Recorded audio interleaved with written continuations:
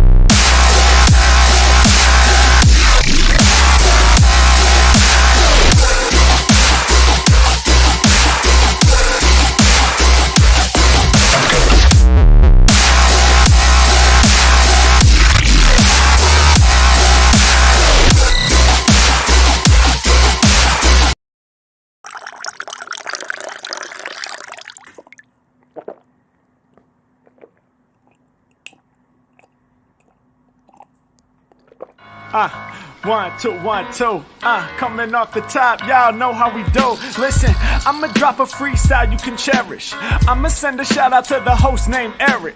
Yo, he's never on some average shit. You know Eric, he stays loud and passionate. I'm about to break it down for y'all with the clever song. Yo, shout the host named Thomas, cause he's never wrong. Yo, shout to John, you know that he's smart and quiet, unlike my freestyles, which cause a riot. I'm about to do it like this, cause the people love me. Shouts out to PHP the Ugly. It's called ugly cause it's not professional, but I'm about to come through and bless it with style. So let's do it when I'm spitting, I perfume the room. Yo, the segment of the show is called Doom and Gloom. That came from Thomas. Yeah, can nobody go beyond this? I get the mic and then I'm about to keep it like a promise. Yeah, and y'all know we fill them up with anguish. We talking about the PHP, the programming language. About to break it down, no exaggeration. What do y'all do for a living? Web applications. Okay, I can dig it, my words spray tight.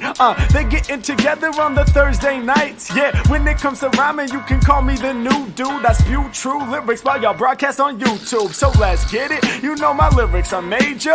All up in the comments, they got plenty of haters, but they doing what they doing. Keep it ugly, we ending every show with the saying it's lovely. Let's go. Hey, shout out to y'all, peace to the whole squad, man. Hope your channel is doing real well on YouTube. Hope you guys are having fun. And it was an honor and blessing to do this little custom freestyle for y'all. Hope you enjoy. Stay up. Yeah, come on. Hey.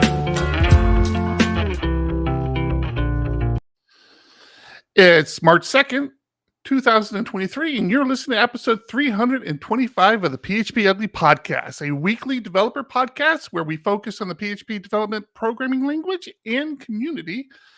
We get together every Thursday night around 9 p.m. Pacific time here in the U.S., and me and a couple of my friends talk coding, talk tech, talk about whatever comes to our minds, which can wonder a lot. We'd like to thank a few people for helping make this podcast just a little better. Our sponsor, honeybadger.io, and our Patreons on patreon.com. We'll talk about all of them a little later in the show. But for now, let me get into it. I'm your host, Eric Van Johnson, and with me tonight, if I can set this up correctly, is John Congdon. Hello. I love it. He can't say anything. Tom right out. Hello. I look so this side by side.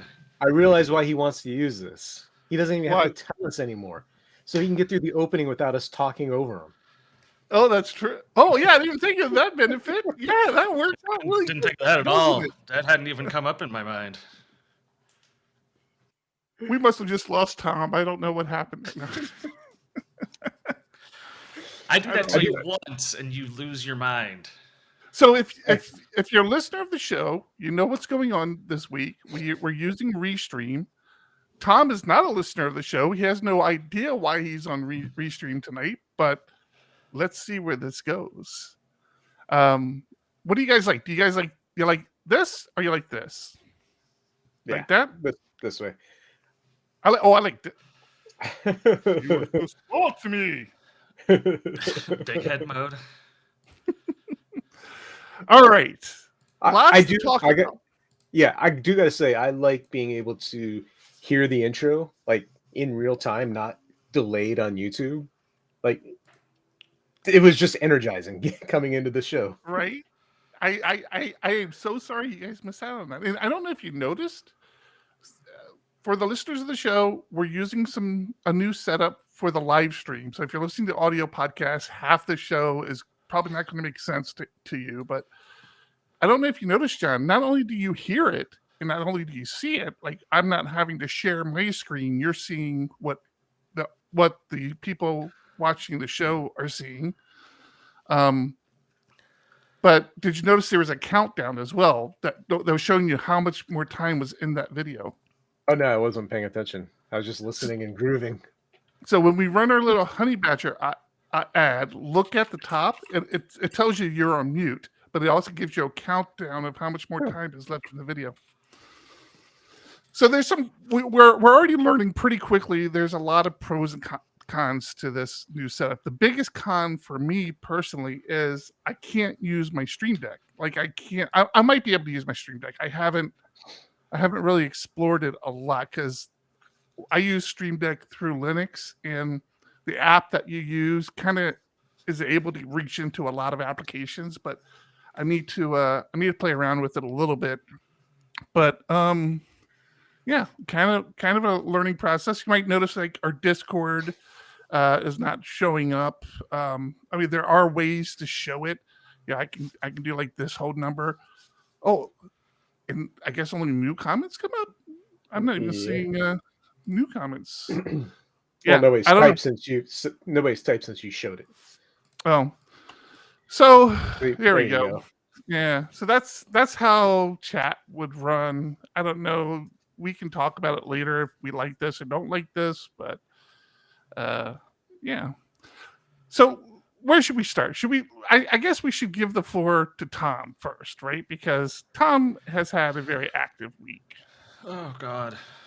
Let's hear it, Tom. Where are you at, buddy? Here, this is what I'm going to do for you. I'm going to do this. I'm going to do this. Boom! Look at that. Your big screen. Your big head now. Give me your big head. I moved. It is a horrible experience. I don't recommend anyone go through. And I am now in my new home office. You can see my elephant collection here and my empty but soon to be full server rack back here. It's a beauty. You even see a little bit of your Mack there. See my work Mac, just enough to not be a security risk, and yeah, I'm glad I'm here. I'm glad I have an office. The cats, not so much. They did not enjoy the move at all.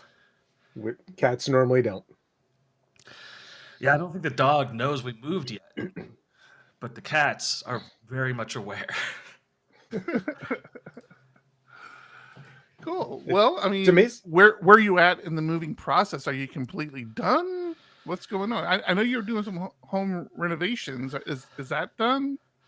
The renovations are complete, but we have a garage completely filled to the brim with boxes that contain a lot of mystery items.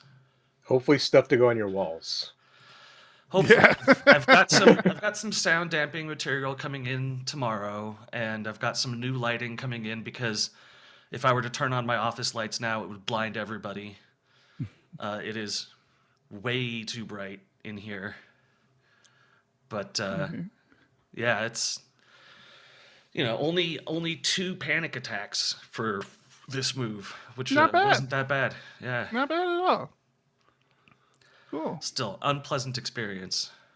Yeah. Well, hopefully the last one for a very long time. God, I hope so. All right, John, you want to go next, or you? No, I have a question for you. Okay. How are the divorce proceedings coming? What are you talking? What did you do? I'm not even sure what I did.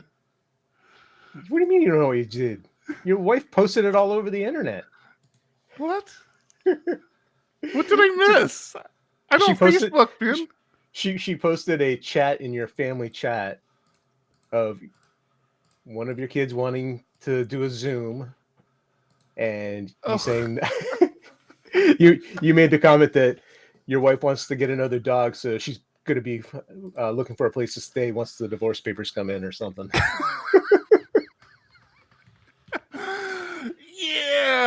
Yeah. But she called me on it. There's a particular dog that I'm kind of keen towards. I don't know what you call them. They're like it's this little yappy dog, which I'm not a big yappy dog person, but there's this one at the park specifically that is literally a fraction of the size of my dog and acts like she's 10 times bigger than my dog. She shared it in Discord. Oh, did she? Oh, yeah. Oh, she shared the. Get to work. Aren't you supposed to be working? Work. Yeah, I'll share if I find the video, I'll share the video in Discord as well. There's this little dog that I'm infatuated with. It's the funniest little, like a Chihuahua or a terrier. Not a Chihuahua. French bulldog. French bulldog. There you go. That was on me, not the blonde TJ. They're not too yappy. Blonde JT. Yeah, this dog's hysterical. I'll find it, but yeah. So why don't I go and talk a little bit about my week, because I want to keep things light and happy. I have had an exciting week, and I've got to say I've been programming a lot. I've been rewriting the PHP Roundtable website finally. When I took it over from Sammy had this great site. Laravel, it was already a Laravel site, so I was able to kind of get into it and understand how things work. But he has all these like different processes and stuff that I've kind of started stripping out a little bit because he was just way better at it than I was. But I started rewriting the whole thing in Laravel 10 with Tailwind. So my biggest driver to kind of doing a complete rewrite is I kept trying to shoehorn in Tailwind into the existing site. I got Livewire in there. I got my Filament backend in there. I was really happy with all that, but I was trying to shoehorn Tailwind into it, and it just never worked correctly. It already had a bunch of CSS. I couldn't get Tailwind to really match what was there, and it was just funky. So I'm like, all right, I'm just going to start from scratch, so I understand everything that's in the site inside and out. And I understand how everything works, and I don't have to go like digging every time something breaks and try to figure out how it's working, which I'm still going to have to do, but at least it'll be my code that I'm angry about. Not that I was ever angry at Sammy. Sammy had a fantastic system. I'm going to tell you, as somebody who's done a podcast for a very long time, I see what Sammy had put together for a PHP Roundtable. We should be ashamed of ourselves. He had this whole workflow of like shows he's working on, developer shout outs, sponsor ad stuff. I mean, everything everything tied together. I'm like, yeah, we should probably do something like that. It seems like a good idea. But also the other thing about it, I almost streamed yesterday, but John beat me to it because I guess he wanted to show everybody him eating in his office for whatever reason. That was like one of those weird Twitch moments, but whatever. But I might stream this weekend. I don't know. We'll see. But I struggle so hard with front-end work in CSS and even Tailwind. Like Tailwind, I feel like I do better than just about any other of those framework sort of CSS like Bootstrap or anything else. And don't even get me started with just straight CSS. I can't do it. I'm an idiot. It's not that you're an idiot. CSS just sucks. Thank you. I thought it was me. I was like, how can I code PHP and I can't get this little circle to shrink down? What the hell? I have to say, it's one of the first things I say in an interview where they ask, am I full stack? and I say, development, yes. Design, I will never touch it. If you want me to move a pixel around the screen, I will not do it. It's interesting. Well, I'm happy. I'm not the only one like that. Yeah, JavaScript front end, PHP back end, MySQL, stuff like that. But you're not going to get me to touch CSS ever again. I want to. I want to be good at it. I want to be able to put together nice sites. We're already kind of, John and I are having some private internal conversations that we won't release to the public about wanting to redo the PHP Architect website. So just hush, don't tell anybody about that. But I really want to be the one that does it, because it's that sense of satisfaction. Like you can write the most eloquent code in the back end, and another developer might slip in and say, wow, I love working with your APIs, or I love working with your code. It's so clean, it's so easy. I've had those conversations with other developers. Thank you. I hate your front end. Yeah, honestly, nobody's ever had that conversation with me. It's just like this weird thing. I don't know. But like the front end, like everybody sees. And it's like, wow, I love it. I love the web. Like if somebody says they like a website, they're talking about the front end. They really don't care about any of the back end stuff that's going on. Oh, I don't know. Yeah. I've had to explain my job to people in a way that doesn't involve the front end, where I'm like, yeah, I build websites, and they're like, oh, you like pictures and like design and stuff. I'm like, no, the real part. How? I actually make it work. Yeah, the part where we accept money and provide a service. Now, the stuff you want to actually do, not the way it looks. Yeah, not a shot at front end, because the people who do that design stuff, we couldn't do this without you. But people just don't have an understanding that there is a back end to websites, that it's not just the picture that you see. I don't know. BBS has got along pretty well for a long time with no real UI. Are you kidding me? They invented the UI. BBS has invented ASCII art and that's true. All of that. That's stuff. True. Yeah. Because before BBSs were just like group phone lines. That was the best you could do. 900 numbers. My CSS skills involve taking somebody else's CSS and then ramming a bunch of style equals into elements all over the place until things are broken, and then they're like, don't use the style tag. I'm like, it worked. It broke 17 other things, but what I wanted to do, it worked. And then Tek, man, boy, we've really picked up some steam with Tek. And I really want to share, but I'm sure John won't let me. We could share the one that's signed if you want to share something. We have a signature.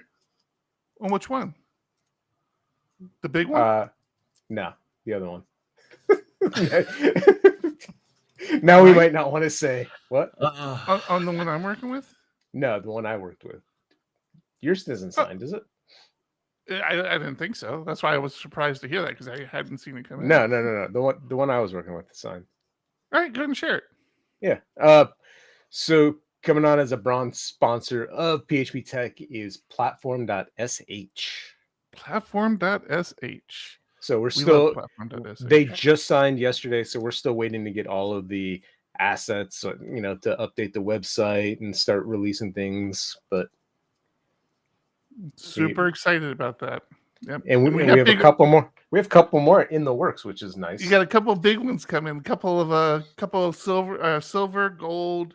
It's exciting. And then I don't know if you also noticed today, John, the tickets are starting to really come in. Yeah, I saw that. So happy. And early birds coming to an end. You guys, if you want to get tickets, this is it. The next couple of weeks, and it's over. We announced on the show March 10th. March 10th, yes. I will tell you, officially it is March 10th. In the actual software, it's not March 10th. This is just like Wave. This is exactly how the whole thing happened at Wave. Anyways, people are really starting to take advantage of that early bird.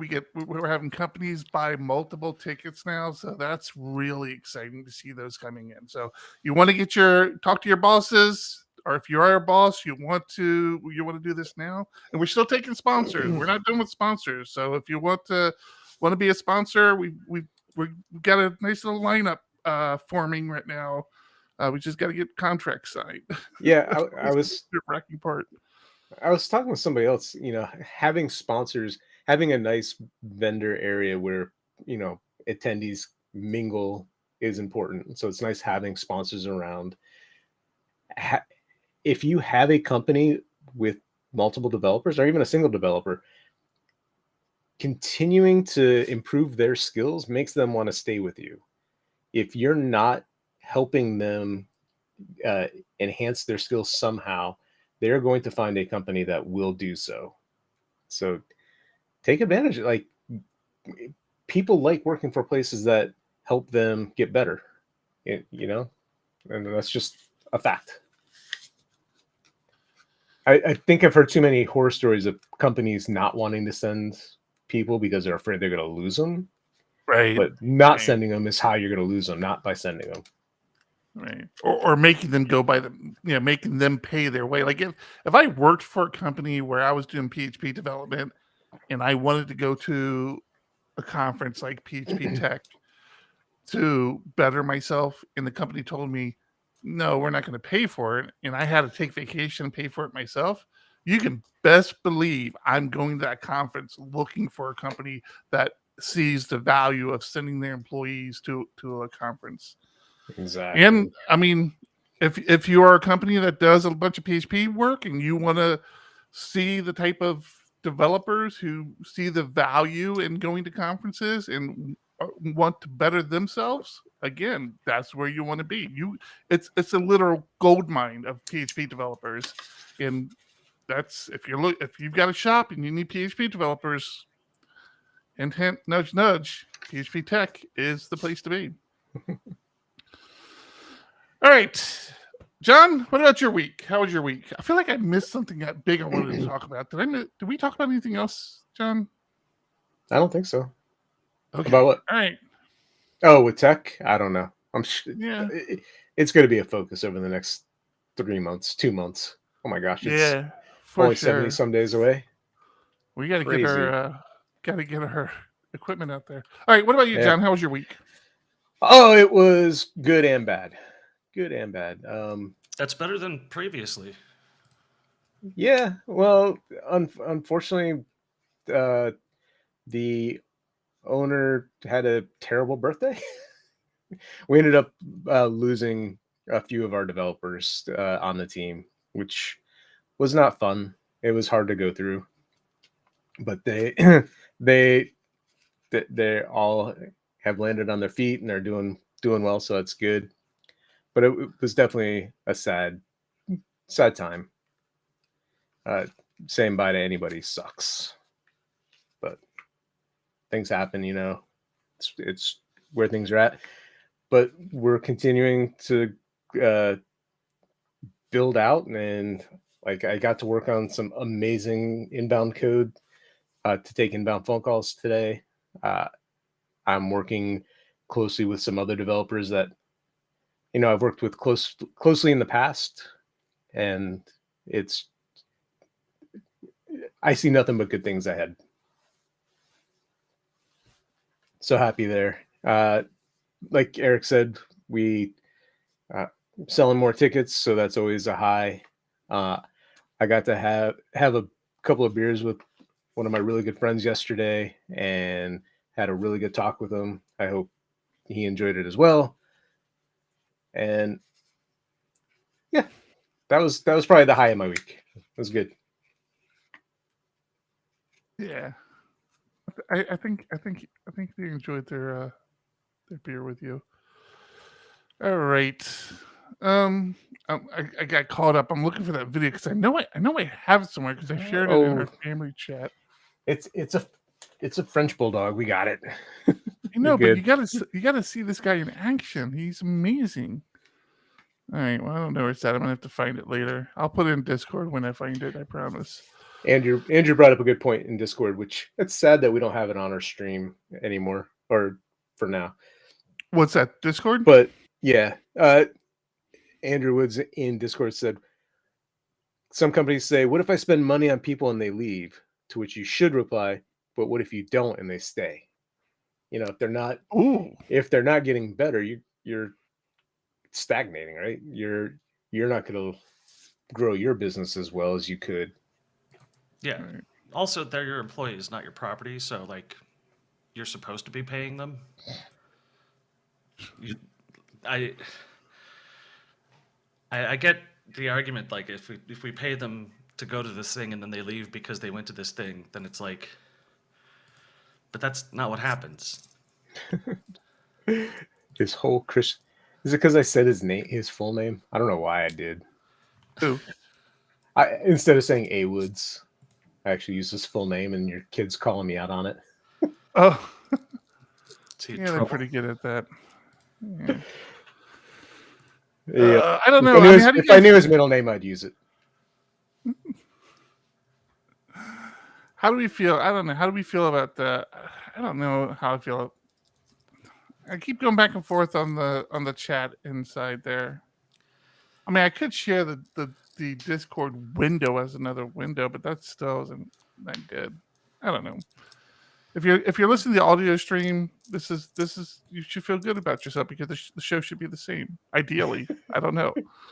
We haven't seen the quality of the audio for that restream generate, so we'll find out. And of course, we didn't go with the backup because Eric said no, we don't need it. No backups. We live life on the edge now. That's how we roll. Hey, your computer's not crashing this week. And even if it does crash, well, I mean, I assume everything keeps going. I don't know. As soon as you say that, a pop-up about the connection comes right. up. So that's what you missed out on last week, Tom. We had all sorts of issues last week with OBS. We had to restart the stream like 2 or 3 times. I think officially we restarted it twice. I heard about it because Discord specifically called me out for my non-presence creating the issues, that it was because I wasn't there to stabilize the stream. Yeah, they're giving you a lot of credit, aren't they? Oh boy. Yeah, it was, I mean, we've gone a very long time without really having issues. So that was different. I couldn't figure it out. I had no idea. Actually, I think I do know what it was. It's so weird. I don't know if this was the problem or not. You guys, or John, I know you remember. I had a problem for a while with my system seemed to like lose its audio driver, and I would have to like reload the audio driver. Mm-hmm. And I'm like, I could never figure out what it was, but I hadn't had the problem for a very long time. And then the other day I had it again. And the only thing I was doing different is I had stopped using the Spotify client for Linux, and I was just using Spotify through the browser, or I would just use Pandora or something. I think that's why I started doing it, because I was getting tired of Spotify. I was jumping around to different music services, and I noticed I hadn't had the problem. And then I started using the Spotify client again, and I had that issue that I had before, where I had to reload the driver because my YouTube videos wouldn't play anymore. And then we had all sorts of weird problems with the stream. And so I stopped using I hadn't put that together at the time, but I haven't used the Spotify client since then, because I had a reboot and I just never launched it again, and I haven't had a problem. I'm telling you, I think it's that Spotify client. Interesting. Pretty sure. Yeah. So, right. All right. Where are we at on time? Oh man, we're already a half hour into this, huh? All right. I found my video. I'm going to drop that in Discord. Why don't we go ahead and let me drop that in Discord for the Discord people. And let's go ahead and go to one of our wonderful sponsors, which there may be more in the future. We'll see how that works out. But for now, thanks to Honey Badger. Honey Badger has been a sponsor of ours for a very long time. We do appreciate their support. When you're in production, 1,000 things can go wrong. You could deploy a bug in your latest release. Your background jobs can silently fail. Someone could trip over the network cable at your data center. And this all comes back to you. You need to know when bad things happen and be able to respond to them quickly. That's why we built Honey Badger. It's easy to install Honey Badger in your back-end applications and front-end JavaScript. It only takes a few minutes of configuration and you'll have monitoring done. That's because we hook into popular web frameworks, job systems, and the browser, so that when any of them crash, we can automatically let you know. We ping your application from our global fleet of servers to let you know about problems with connectivity, latency, and SSL certificates, and we monitor your recurring jobs to see if any of them stop recurring.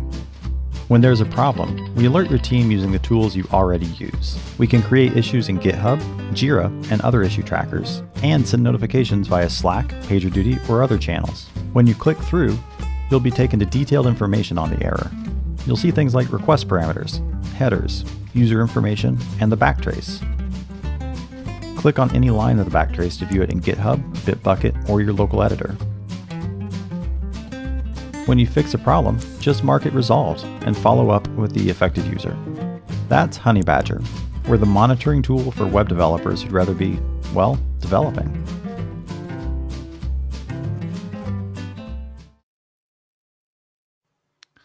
Thank you, Honey Badger.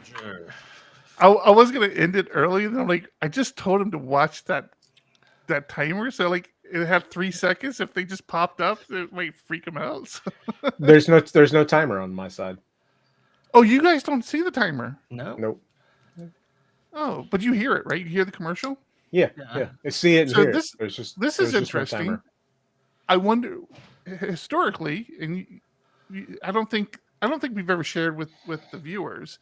Historically, we have back channel conversations during the commercials, but with Restream, we can't do that. All of our mics get muted, so we can't talk to each other while the commercial is going. But one of the things we used to do is we'd say, somebody grab the time, and somebody would take the mark of the time, because the way I put the audio podcast together was separate from what we did through OBS. I assume now we don't have to worry about that. The commercial is in the audio file, I would think. It wasn't in the audio file before. Right. It wasn't in the audio file before, because the audio file was from that Zencaster we were using. Which didn't take your system sound as well. Right. Gotcha. I just realized that with the play. I'm like, hey, I don't care what time this thing is playing. It's already in there. That's awesome. Good point. We'll see how it works.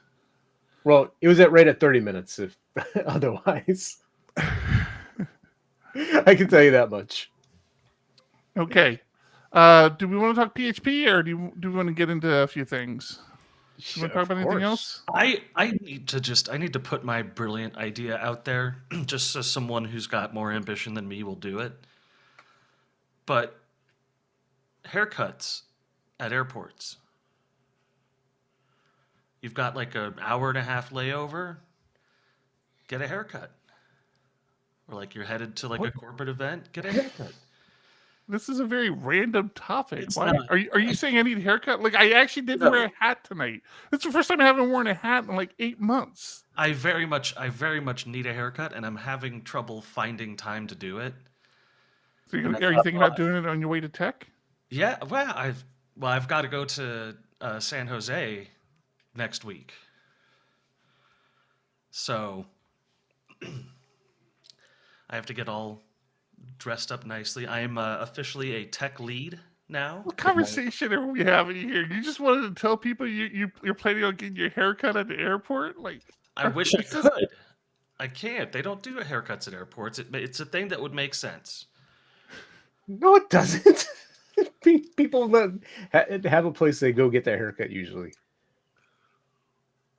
I don't. Yeah, that's how it works. I just like find the closest place that Well, has. find like, the closest place to you in the next week. Well, That no, works. 2 days. I leave on Sunday. What happened? Wait, what's going on?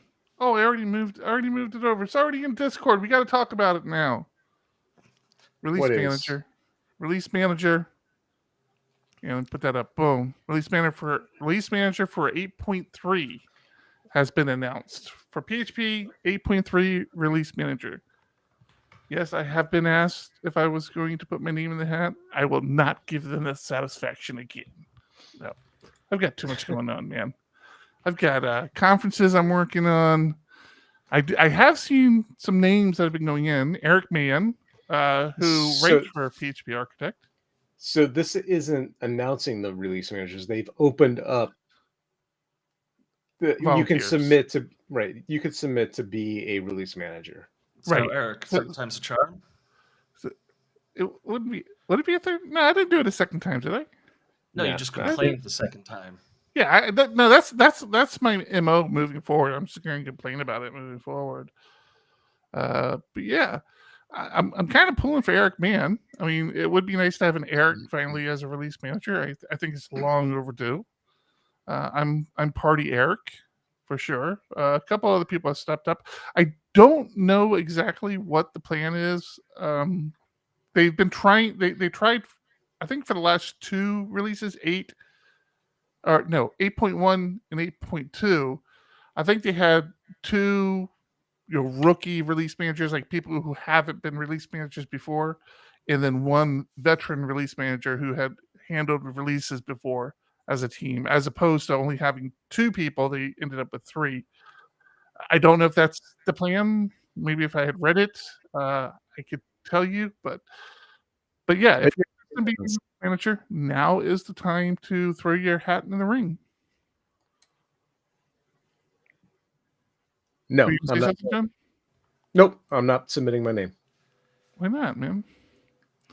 You're a shoo-in. Yeah. No.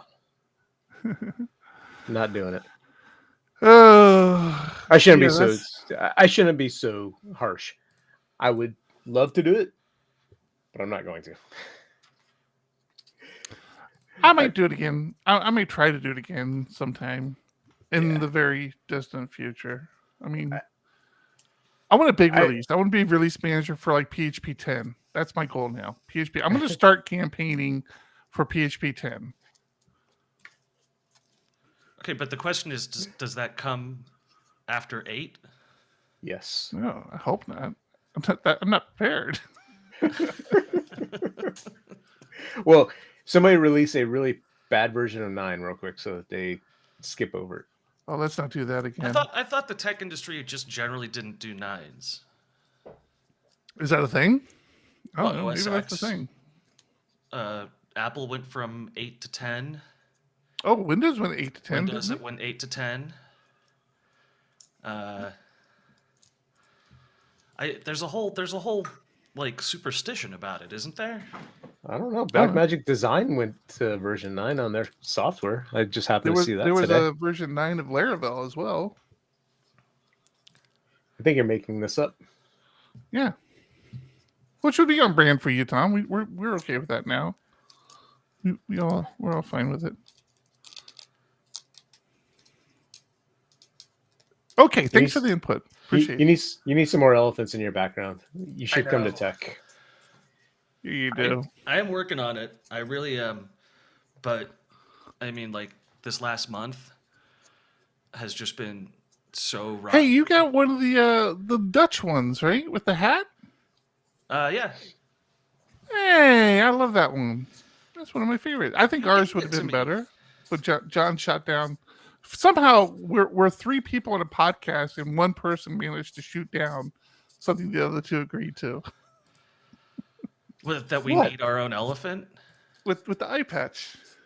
Yeah. Because it's freaking expensive to create.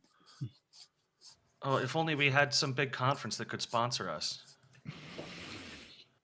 If we only knew somebody who was putting in an order at the time, we could have offset the expense. All right. Nope. Tax deductible, baby. Aren't we a 501c3? Oh gosh. To support me.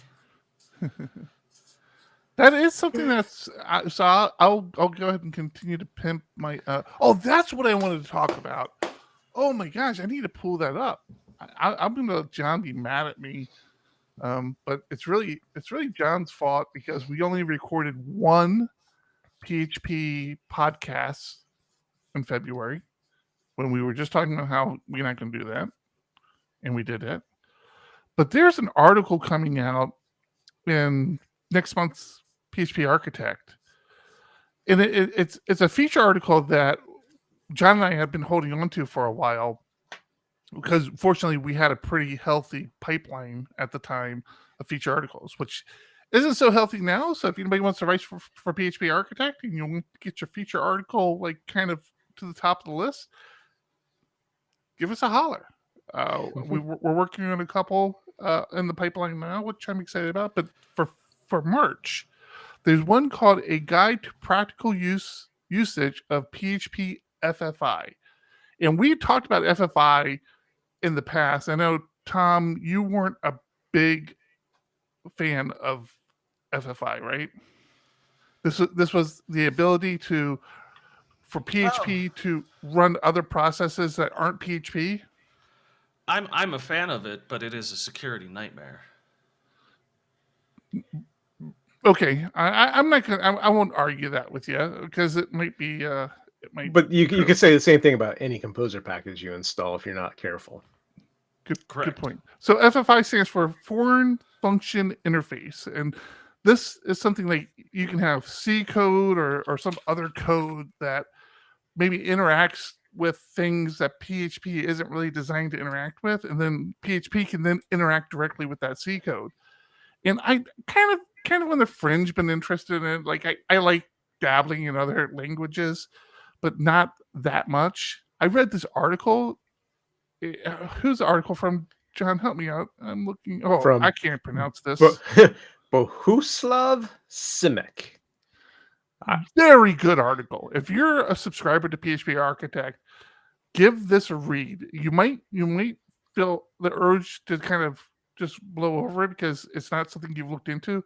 He does a great. Not only was the article good, I learned about DuckDB. So the example he uses is this idea of using this. I think it's C database, this DuckDB, that's all C, and he uses PHP to interact with it, and it's just so good. I'm like, wow, that's actually a really good solution for something we've looked at in the past. It's like I need like this database, but I don't want it to be. I need it to do certain things, and then I need to dispose of it, sort of thing. Like I don't need it to be persistent, like a Redis thing. I just need it to. I don't need it to be persistent like my SQL. I need it to be more like a Redis, where I just use it and abuse it and get rid of it. And he has an example using DuckDB, which I looked into. I'm like, wow, this is so cool. And then he has all the code that he used to do it. Did you read this article yet, John? No, not fully yet. I read the I brought it's it a in. good one. Yeah. It really. I scanned it when he submitted it. I'm like, okay, yeah, I kind of understand what the article is about, but the workflow that we have for releasing is I don't invest too much time giving that initial read too much because one of our editors will do all the Grammarly stuff on it and get like all the wording correct so that it's kind of ready for publish, and then we come in and we give it a closer read and look at the code and make sure all that's correct. So that was one of the good ones. And then and I think this is the one I also tweeted out. Finally, Beth Tucker Long's finally. I actually tweeted out a big blurb from Beth Tucker Long that hit me. Like this release is going to be a really good release. Have we released it yet? No, we haven't. No. We're still an article or two short, actually. So. Oh, that's right. I wonder why. I can't give him a hard time because he's helping us out. We have a special guest contributor this month. I'll share who it is when they submit and we get it published. But I'm excited. It's going to get submitted. It'll get submitted. I have all the confidence in the world. It'll get submitted. So good art. If you're not a subscriber, you can still buy this single edition. I don't know why people buy single editions when you just buy a year subscription, but whatever. It's you do you, man. This is a good one to read. I like it. Tom, you still with me? Still here. All right. I have more PHP stuff. Let's hear it. I thought Hack was dead. Like, I don't hear much about it. What? I thought so too. Wasn't it like no longer supported by Facebook? I don't know. All I know is Slack has open sourced Hakana, which is a type checker for Hack. And it just struck me because I remember hearing about Hack, I think back in 2010 when I first started going to conferences. And I'm like, I was amazed and I was like, oh, that's really cool. Like, I think that was still PHP 5 days, right on the cusp of 7, if I'm not mistaken. And You're correct. we just didn't have the type hinting in the parameters or return types. We were still growing as a language. Facebook took PHP and added all these things and called it Hack, running in HHVM, which is Hip Hop Virtual Machine. Which upset a lot of Ruby developers because they said, hey, that's ours. Yeah. Oh, Well, really? I didn't know that. I didn't either. But the fact that Slack just open sourced this just made me think. I was just so confused by it. I was wondering if anyone had opinions on that. Like, is there still community using this? I would assume there's something happening with it. I mean, somebody's using COBOL right now, so there's got to be at least one person out there. Yeah, but COBOL has a history, right? I mean, it wasn't like Facebook saying, oh, hey, let's take an existing language and make the things that they're taking forever to make, which, to their credit, I think is what kicked the PHP developer, the internal developers, kind of in the ass a little bit and said, okay, all right, let's get to work on some of this stuff because this is ridiculous. Is Facebook I knew a guy Hack who would language promote. still a thing? I knew a guy who'd promote Fox Pro every time he possibly could. So, that reminds. I mean, that's another PHP thing, where we've got the next SD PHP lined up. Oh, right. Less than 2 weeks away, and I couldn't get somebody else to volunteer, so I'm going to hack together. Get it? A presentation on event sourcing. So come join us if you're in the area.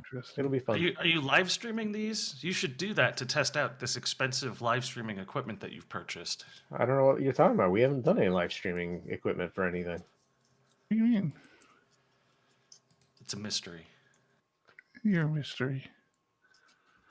Yeah, I don't know. It doesn't look like it's still a thing, but to your point, I'm sure there's somebody out there who feels like it has some value. Obviously, Slack is using it. They spent all this time writing this open source package for type checking.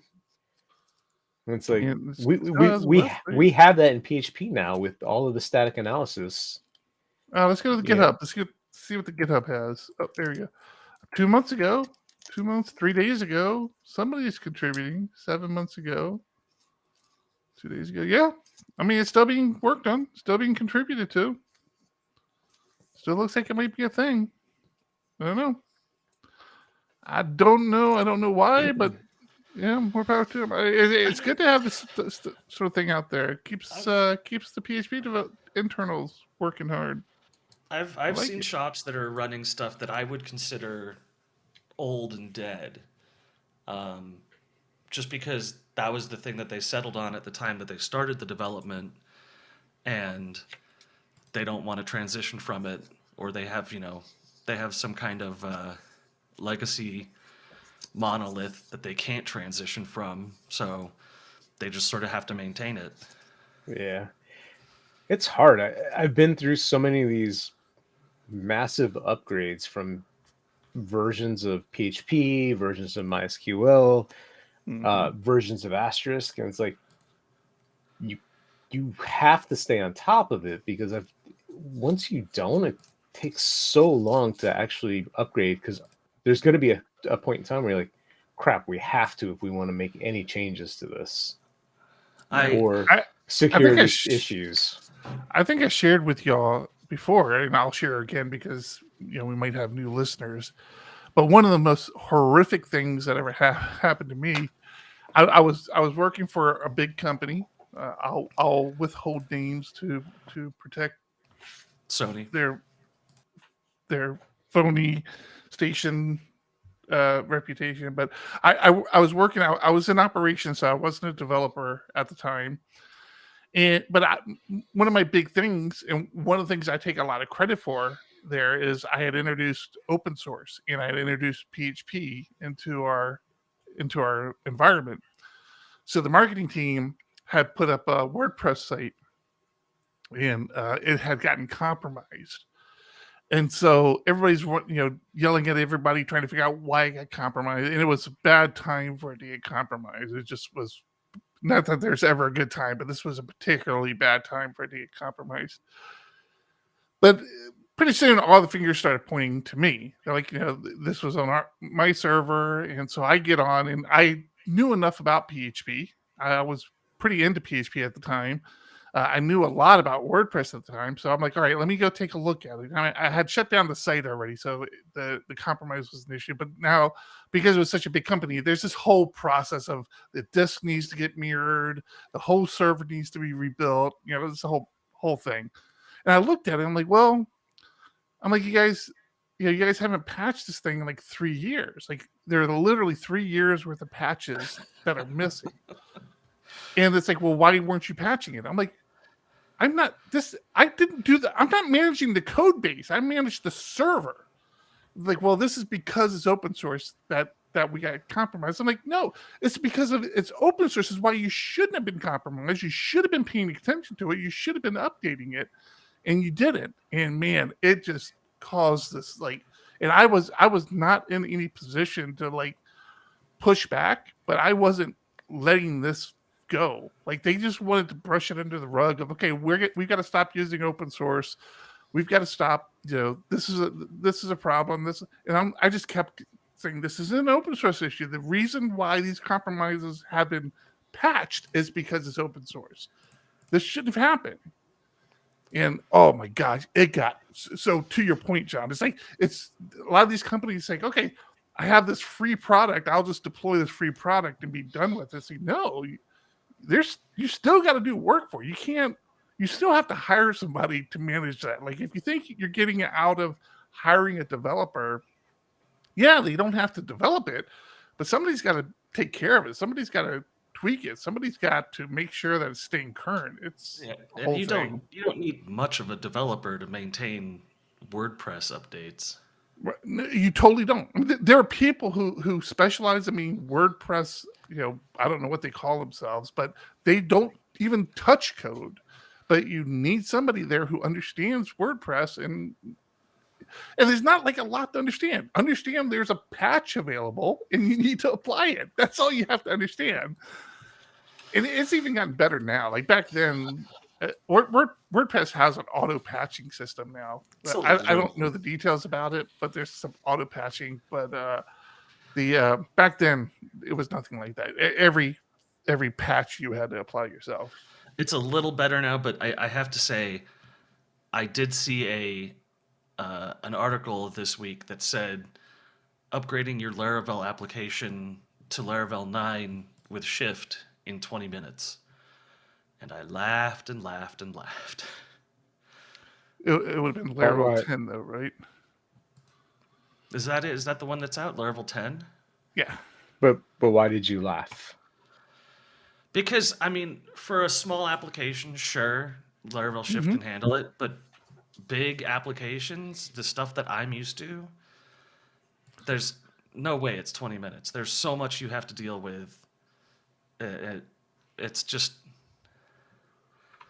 And you can't say, hey, upgrading your application with this tool will only take 20 minutes.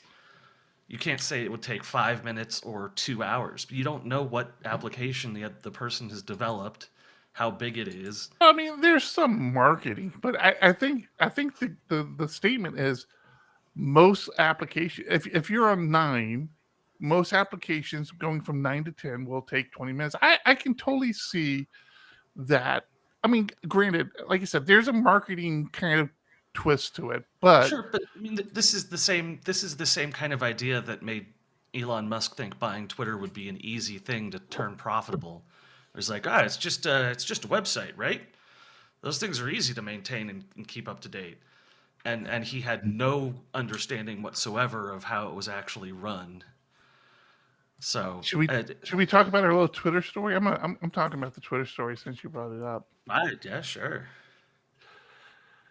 I don't know how I feel about this because I'm kind of torn on it, but I guess they decided to make one of the two-factor authentications a Twitter Blue.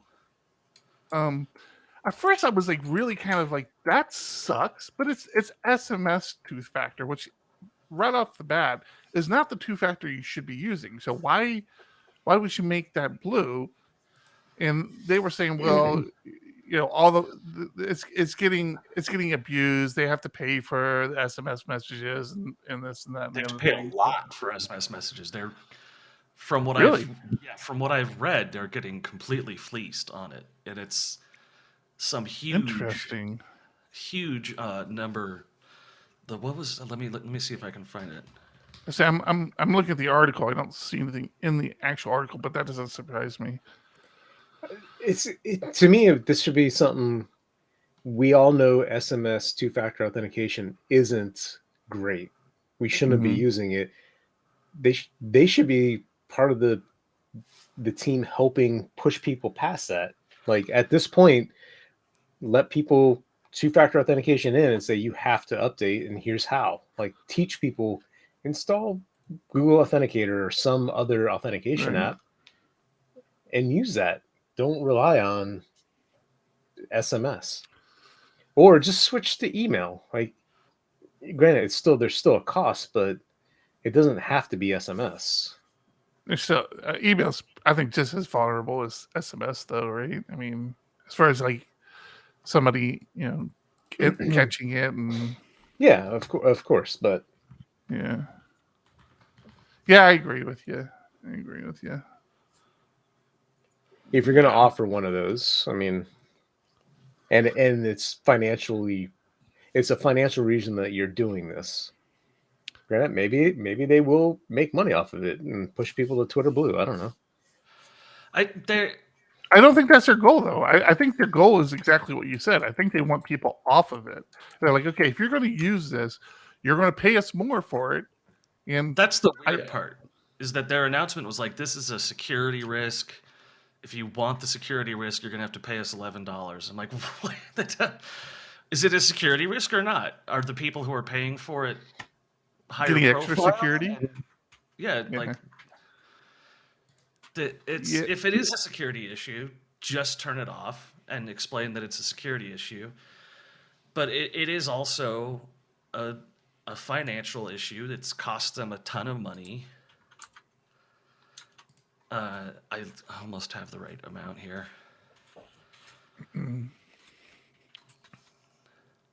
But it's a weird take. I mean, it's all of the stuff that Twitter's been doing is a weird take. But to say like this is a security risk, if you want to continue using it, then buy it. Like, just doesn't make sense.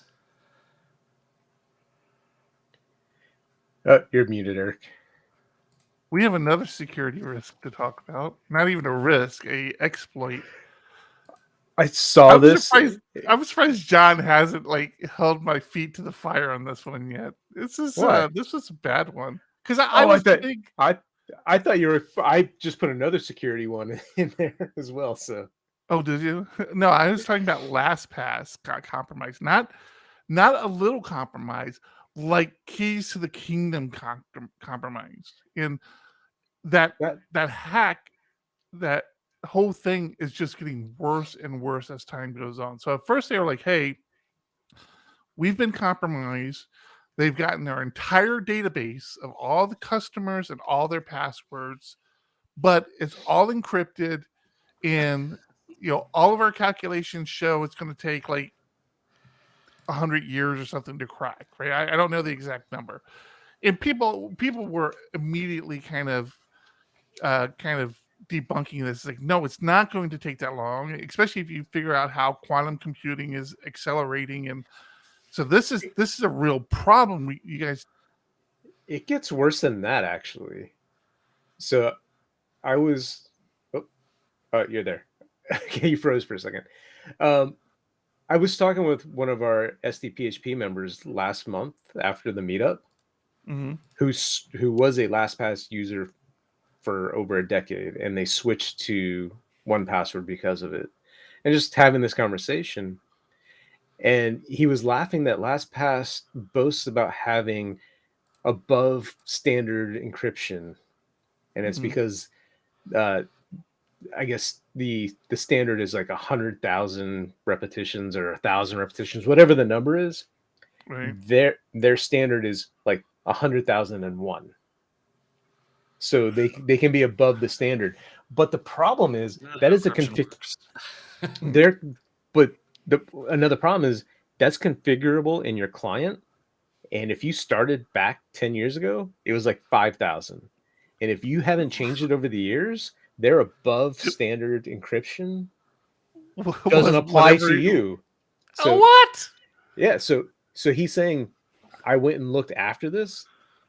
Mine was set to 5,000. Now it's supposed to be 100,001. And it's like, okay, so they're not keeping you up to date. So that's just crazy. That is absolutely insane. But this story gets worse. I think A Woods misspoke. I think what A Woods was saying is nobody should be using 1Password anymore, or LastPass anymore, is what he should have said. He said 1Pass. Just use 1Pass or Bitwarden, which I think Bitwarden is the open source password manager. I could be wrong. It's been a while. But this story even gets worse because LastPass, they're always like, their whole selling point, and one of the reasons why I started using them, and if you don't know the history between John and I, there was a big back and forth on this. We ended up using LastPass for company stuff, but between John and I, we still use 1Password because he couldn't seem to get his head around LastPass. But LastPass, and I don't know, 1Password has come a long ways, but at the time, LastPass allowed us to create teams, to create groups, to divvy up who can see what password. Sometimes you can't even see the password. You can just use LastPass to do stuff. So it had a lot more team stuff, team management stuff. I think 1Password, again, has come a long ways on that. The issue is the genie's out of the bottle, right? We could switch over to 1Pass. Everybody in the world can switch over to 1Pass. The database is still out there. You still have to go through and change all your passwords if you don't have two-factor. But this story in particular gets worse because 1Password or LastPass, man, I'm getting them mixed up. LastPass has always said, there's nothing we can do to read your password. It's impossible for us to read your password. There's no way for us to read your passwords. So when this got compromised, I'm like, okay, well, if 1Password can't read it, LastPass. Damn it. If LastPass can't read it, then what's the real risk here? And then this story comes out, the one that I was sharing earlier. I'll put it back up on the screen here. This story comes out that says, oh yeah, well, there were a couple people in the company who had the ability to decrypt customers' databases, and oh yeah, their computer got hacked, and that whole thing happened. So now the hackers might actually be able to decrypt the data. We don't know. I mean, we haven't seen evidence of this, but yeah, they had access to our AWS S3 buckets, and yeah, it's come bad. on. It is so bad. It's so much worse than you initially thought it was, and it's frustrating. It's as somebody who fought internally years of saying, do I trust my passwords to a password manager like this? Then finally doing it. And like I said, I use both 1Password and LastPass. I'm not giving 1Password a pass on this either. This is an issue, right? It's like, okay, what's 1Password doing differently that would have changed things had LastPass done it? You know, like, is their thing really more encrypted so that it's impossible? You know what I mean? Like, it just happened to be LastPass. Right. What I liked about 1Password when I started using it was on my machine. It wasn't in the cloud. It wasn't part of, somebody gets access to one spot and they have everybody's. And that's changed. It's not that way anymore. I wish it still were. I understand why. I mean, it is very convenient for me to be able to log in other locations, but I would be completely fine not having that access. Like, okay, my phone died. I kept my vault in my own S3 or Dropbox or some other cloud infrastructure, but it wasn't part of everybody else's, where if you get compromised, I'm fine, right? It's just not that way anymore. Yeah, I agree. I agree with you. That when you introduced me to 1Password, I'm like, wow, I kind of like this because it made sense, right? That was always the thing that confused me about LastPass. It's like, I can't have some major decryption algorithm running in my browser all the time. Like, I just found that like difficult to believe, but it was one of those things like, I don't know, it works. They say it's secure, so I'm going to use it. But with LastPass, goddamn, 1Password, to your point, is like you actually had to install a client. And I think back in the day, it was just a Mac OS thing, right? Did they always have a Windows? No, they always had Windows and Mac OS. Yeah. Oh, they did have Windows, but you had to install the client for it to get your database and decrypt it. I'm like, all right, that makes a lot more sense. That makes more. It's weird because the data is still out there somewhere, but it just like felt more secure. Like you're pulling it down from the cloud somewhere, but you're not interacting with it in the cloud. You're interacting with it locally, and it did feel more secure. I will give you that. Yeah, like I said, it's more 1Password, LastPass, they're targets. So somebody gets access to their system, they get access not only to my passwords but everybody else's. To me, that's the difference. Yes, I could be targeted and my passwords could be stolen, but it's not going to be because of that type of attack. Where now a hacker knows they've got password data because they attacked a password site. Right. I just want to say I've been asked many times what I'm going to do with home servers in this gigantic rack here. And one of the things is self-hosted Bitwarden. Just a totally self-hosted password manager that all of my family can use and sync to, that I can maintain, and none of it's out on someone else's server. Yeah, I mean, but so the server Bitwarden goes back to that, where it's you host it locally. Yeah. I tell you, man, I wish they'd sponsor us, but couple that with Tailscale, where the only way you can access your vault is if you're on Tailscale, and that's a pretty good solution, man. Pretty good solution. I just absolutely love Tailscale. I know I talk about that all the time. I wish they'd sponsor us, so I'd feel better about talking about it. But you know who does sponsor us? Let's see how this works. Our Patreons on Patreon. Yay! Yay! Our Patreons on Patreon. We do appreciate your sponsorship, and it's paying for this right now. So let's see how that worked out. But yeah. Let's go ahead and keep them up for a while. Did you want to talk about this other story, John? I mean, we might as well. Doom and gloom show here. I guess so. GoDaddy had a multi-year breach. What? Multi-year? Multi-year. Somebody got access to their systems and basically just lurked for years, grabbing stuff they wanted. And most recent event occurred last December, where they gained access to the cPanel servers.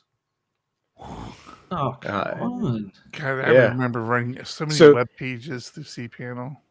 So they did it where they would intermittently redirect sites to compromised sites. So it wasn't like every What? time you went somewhere, it was like, yeah, how smart is that, right?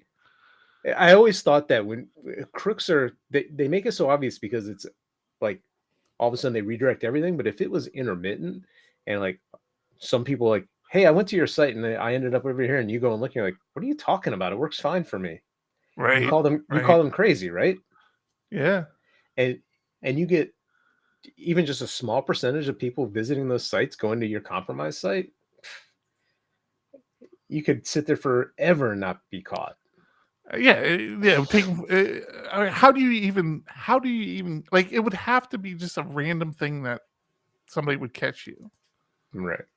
That is nasty. That is so nasty.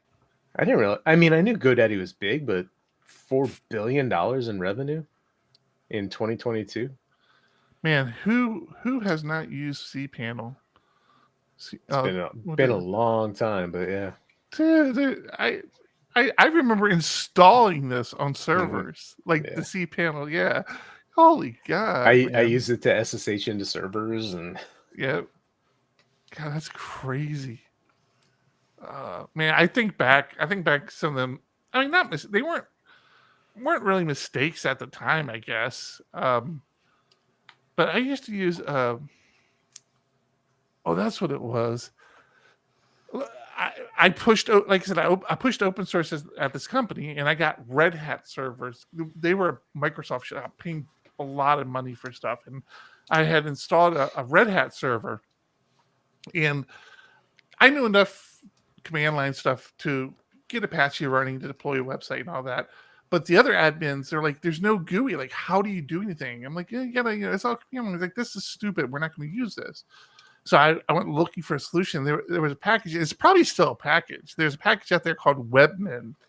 I remember Webmin. I love. Remember Webmin? I'm pretty sure that was PHP actually in the back end. Yeah. It changed the game for me because like all of a sudden all my it allowed you to manage your servers. Yep, everything was, and it was not only did it let you manage your servers, but it let you do it through your web browser. Like you didn't even have to install anything. And, oh my God, I remember it let how you configure. It was. Yeah, you got to configure Apache, and it actually had plugins, didn't it, where you could do all sorts of different things through there. Yeah, there was. I remember there was something you did. Like I think it lets you.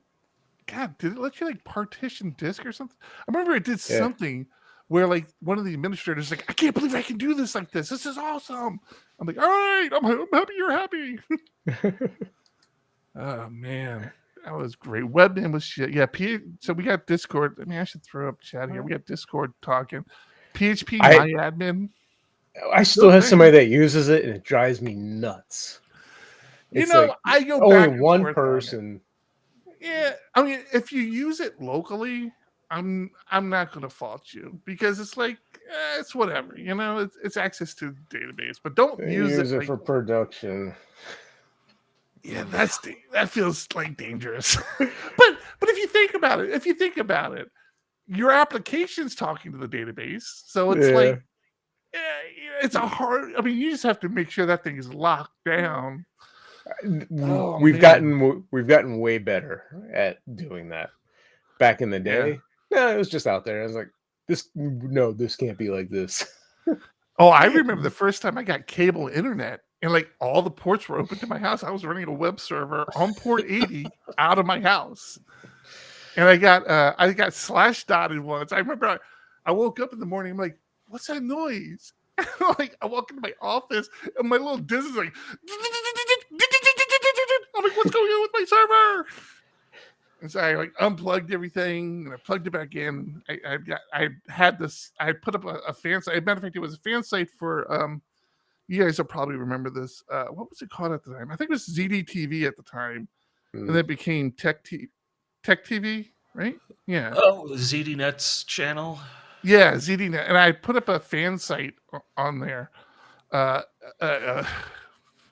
God. And it got hammered. That poor little server got hammered. So yeah, those were the days, man. Everything was open. We're just pointing out how old we are. That's it. Yeah. That's exactly what we're doing. But I mean, all right. you say that you're getting better at it, but I mean, like the fact that Lastpass got breached and GoDaddy got breached, it's like, I don't know. Eventually you're gonna get compromised. It feels like, no matter what you want. Everybody, it's like owning a house, right? Somebody's going to break in your house at some point, or somebody's going to try to break into your house at some point. Right. You know, all you can do is prepare, and hopefully they don't get in. If they do get in, you have plan in place to take care of it. You know, it's a hard world we live in, but it's how we make a living. All right. Anything else we want to touch on before we wrap it up? I think we're a little over an hour in. Matter of fact, we're an hour and 15 minutes in. We can see that. And we have 8 viewers still watching, which is kind of amazing, to be honest with you. We've lost our West Coast, our East Coast watchers. So, all right. Anything else? We wrapping up? Until next time. Until that next Thursday, I will be broadcasting live from San Jose next week. All right. Very excited about that. We can't wait. I mean, you just get your brand new office. It's all pretty and stuff, and now you're leaving. It has produced a considerable amount of stress that we are still not done moving, and I have to pack a bag and leave. Yes.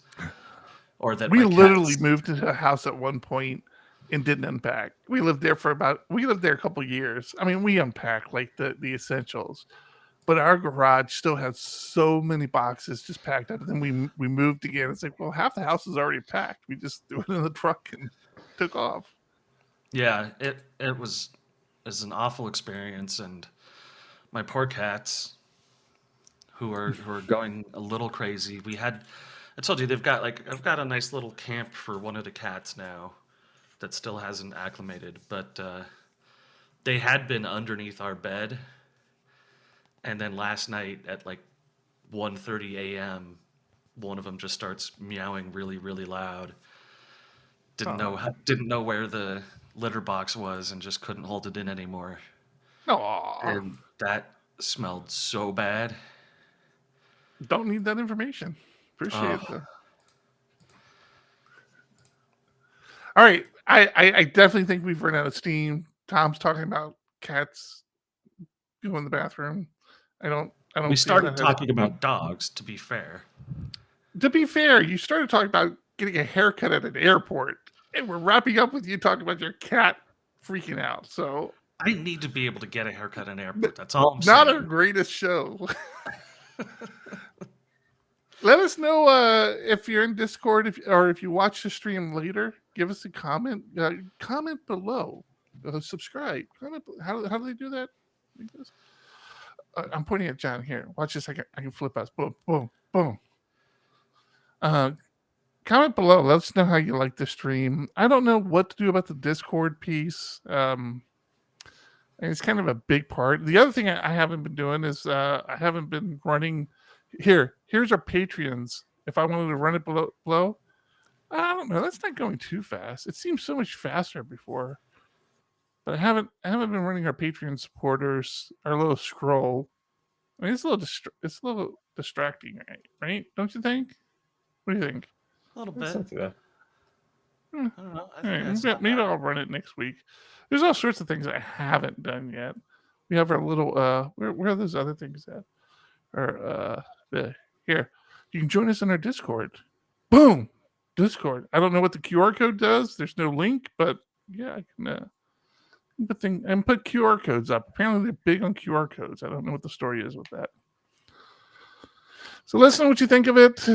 OBS is not dead to us. We may go back to OBS, but we want to try something different. I'm not hating it, but it would take some getting used to for me personally. We'll see how it goes. Okay, that's going to be it for episode 325. I'm Eric. I'm John. I'm Tom. Keep it ugly. And I don't have that queued up. You can just go, keep it ugly. Say keep it ugly. Keep it ugly. Keep going. Keep it ugly. Wait, hold on. Wait a second. Keep it ugly. Where's it at? This one. Keep it. Here we go. 1, 2, 1, 2.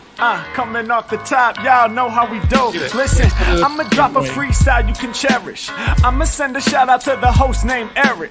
Yo, he's never on some average shit. You know, Eric, he stays loud and passionate. I'm about to break it down for y'all with the clever song. You shout the host named Thomas, cause he's never wrong. You shout to John, you know that he's smart and quiet. Unlike my freestyles, which cause a riot. I'm about to do it like this, cause the people love me. Shouts out to PHP the Ugly. It's called ugly cause it's not professional, but I'm about to come through and bless it with style. So let's do it when I'm spitting. I perfume the room. Yo, the segment of the show is called Doom and Gloom. That came from Thomas. Yeah, can nobody go beyond this? I get the mic and then I'm about to keep it like a promise. Yeah, and y'all know we fill them up with anguish. We talking about the PHP, the programming language. About to break it down, no exaggeration. What do y'all do for a living? Web applications. Okay, I can dig it. My words spray tight.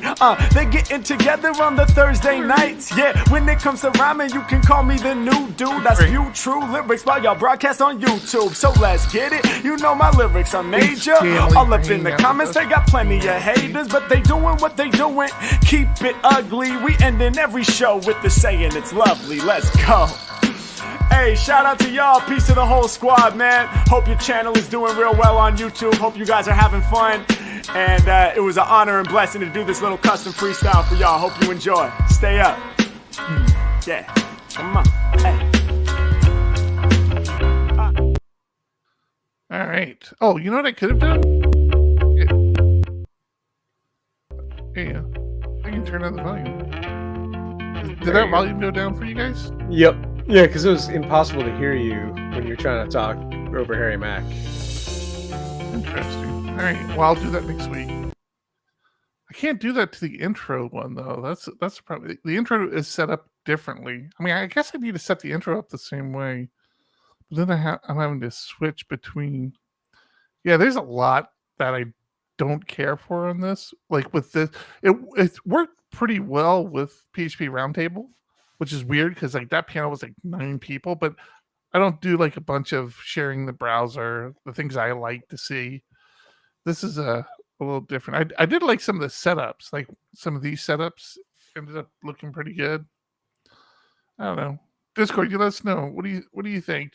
Yay or nay on the restream? And Tom, explain to me that title. Haircuts? Yeah. Airport haircuts? All right. My mind was so locked in on compromises and passwords. I'm like, I don't understand. What is it? Do we talk about haircuts? What's an haircut?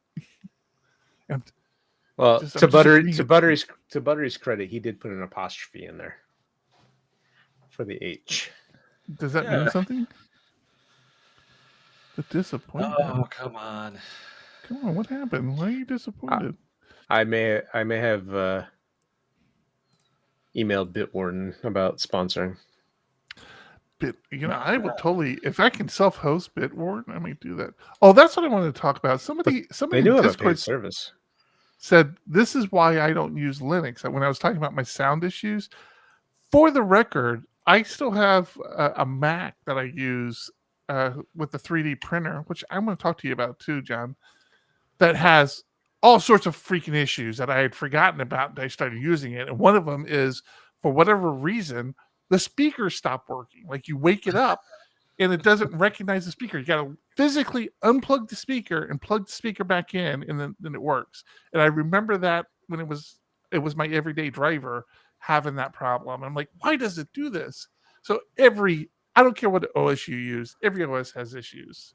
Period. Yeah. End of discussion. John, I got a question for you with 3D printing, and Tom, maybe you can help me with this. I hope so. I've done a couple of big jobs that have gone sideways on me. Okay, I don't understand how do you like if you have a job that goes awry and you can save the print, like what you have printed, how do you slice it so that the printer will say, okay, I'll start over from this point? Like, how do you do that? Or do you guys know?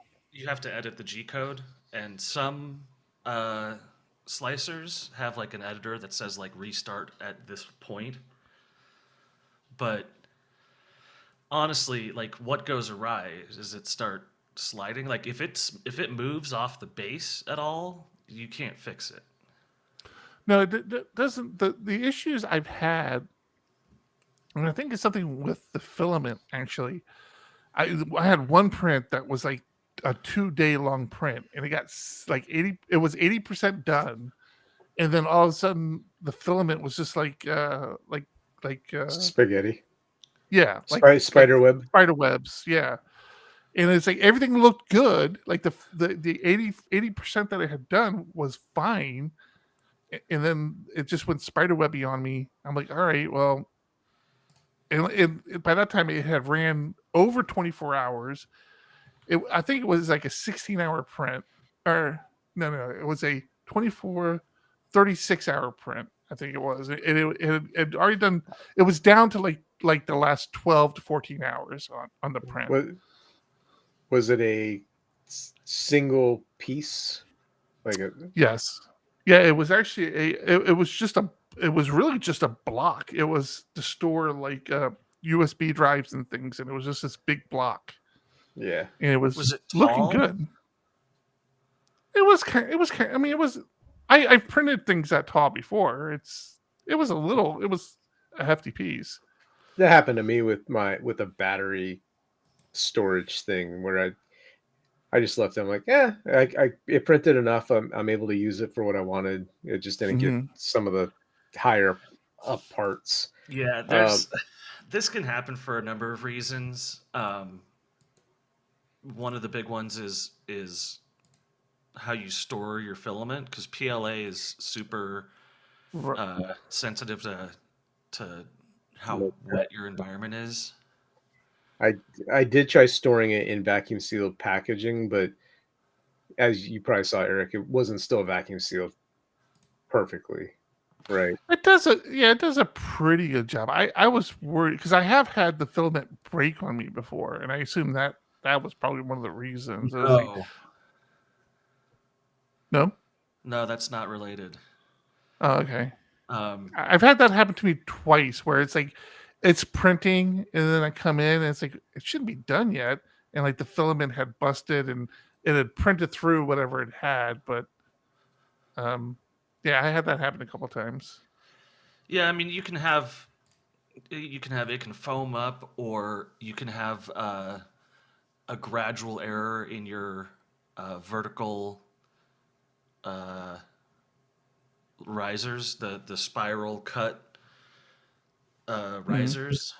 It's like if it gets further and further apart at some point, or if one of your stepper motors skips a step, which is unusual.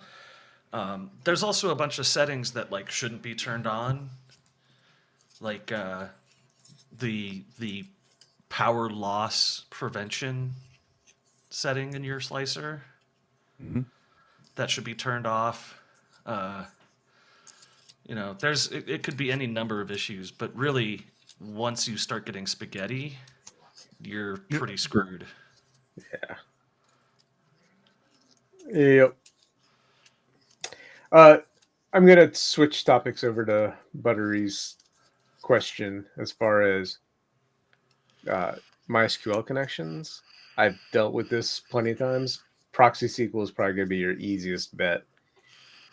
If you're not able to control the number of backend connections to your primary database server, there's not a lot you can do.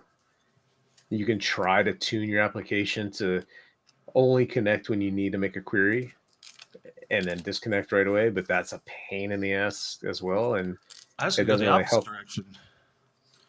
What? I was going to go the opposite direction. I was going to say use a persistent database connection, because there is a lag time in connections becoming available after you disconnect.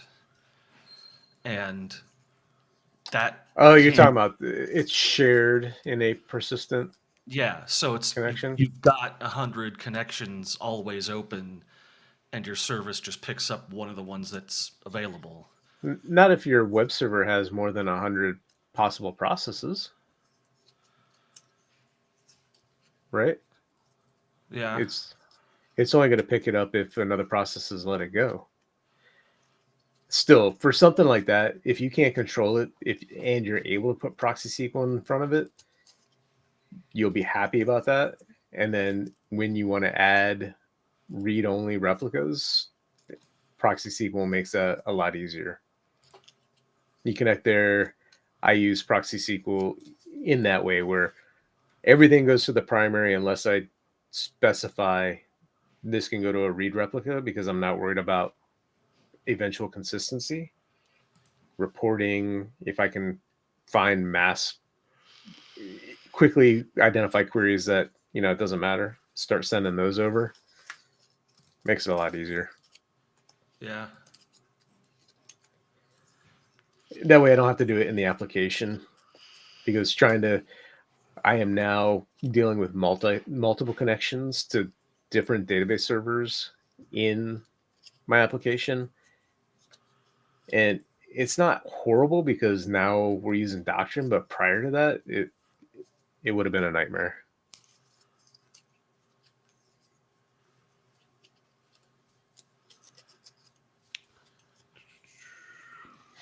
Yeah, that's a tough one. I mean, Why aren't we having this conversation on the show? That's a good one. Because Buttery didn't ask the question before this. Actually, he did. He said he asked in another channel that I didn't see.